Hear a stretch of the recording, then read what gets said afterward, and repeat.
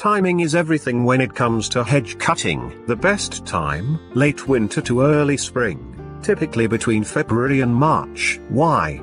Because most hedges are still dormant, making it the perfect moment to shape them before the growing season begins. Plus, you'll avoid disturbing nesting birds, which is protected by UK law from March to August. For fast-growing hedges like Leylandii, you might need a second trim in late summer, around August, to keep them neat. Slower growers, like you or box, often need just one tidy up in early autumn, giving them time to harden before winter. But here's the catch: avoid cutting hedges in late autumn or early winter. Why?